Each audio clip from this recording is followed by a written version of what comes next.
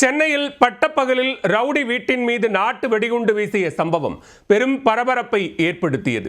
உயிர் பயம் காட்டுவதற்காக யூடியூப் பார்த்து வெடிகுண்டு தயாரித்த சுல்லான் உட்பட 3 பேர் சிக்கியது எப்படி? சென்னை மேற்கு தாம்பரத்தில் உள்ள அற்புதம் நகர் பகுதியைச் சேர்ந்தவர் மணிகண்டன் என்கிற கோல்டு. 29 வயதான கோல்டு பல்வேறு வழக்குகளில் தொடர்புடைய குற்ற சரித்திர பதிவேடு குற்றவாளியாவார். தற்போது வம்புதும்பு எதற்கும் செல்லாமல் அடங்கி போயுள்ளதாக கூறப்படுகிறது. இந்த நிலையில் அற்புதம் நகர் பகுதியில் ஒரே இருசக்கர வாகனத்தில் 3 பேர் வந்திருக்கின்றனர். அப்போது திடீரென அவர்கள் ரவுடி மணிகண்டன் வீட்டின் மீது நாட்டு வெடிகுண்டு வீசியிருக்கின்றனர். முதலில் வீசிய நாட்டு வெடிகுண்டு வெடிக்காத நிலையில் இரண்டாவது வீசிய வெடிகுண்டு பயங்கர சத்தத்துடன் வெடித்திருக்கிறது.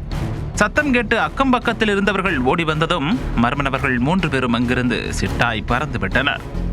தனது வீட்டிலிருந்து வெளியே வந்த மணிகண்டன் தனது வீட்டின் மீது நாட்டு வெடிகுண்டு வீசப்பட்டதை பார்த்து அதிர்ச்சியில் உறைந்து போயிருக்கிறார்.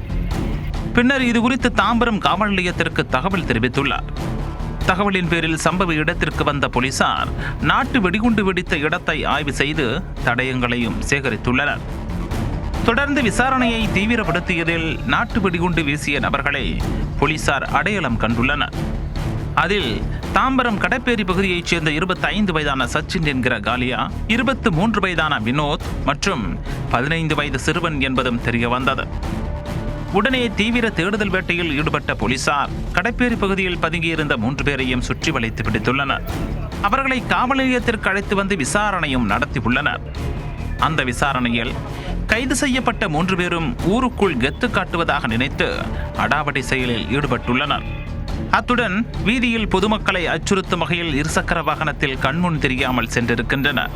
சில நாட்களுக்கு முன்பு தெருவில் நடந்து சென்ற வினோத்தை குற்ற சரித்திர பதிவேடு குற்றவாளியான மணிகண்டன் தடுத்து நிறுத்தி இருக்கிறார். அப்போது டேய், நீ என்ன பெரிய ரவுடியா என கேட்டு அவரின் தாடியை பிடித்து மணிகண்டன் இழுத்திருக்கிறார். அத்துடன் பெரிய ரவுடிங்கிற ரேஞ்சில் சுத்திக்கிட்டு இருந்த நானே இப்ப அடங்கி போயிருக்கண்டா என கூறியிருக்கிறார். எனவே ஊருக்குள் வெட்டி பந்தா செய்து கொண்டு அலையக்கூடாது என வினோத்தின் தலையில் 4 போடு போட்டு எச்சரித்து அனுப்பியதாக கூறப்படுகிறது.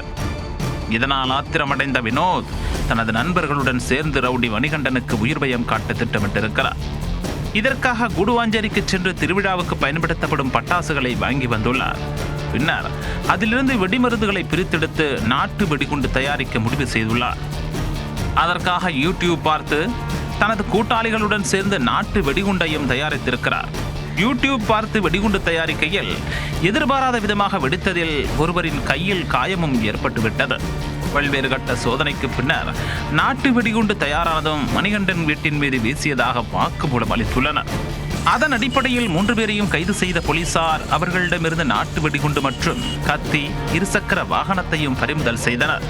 கைது செய்யப்பட்ட 3 பேரும் நீதிபதி முன்பு ஆஜர்படுத்தப்பட்டனர். தொடர்ந்து 15 வயது சிறுவனை செங்கல்பட்டு சிறார் சீர்திருத்த பள்ளியிலும் மற்ற 2 சிறையிலும் அடைத்தனர்.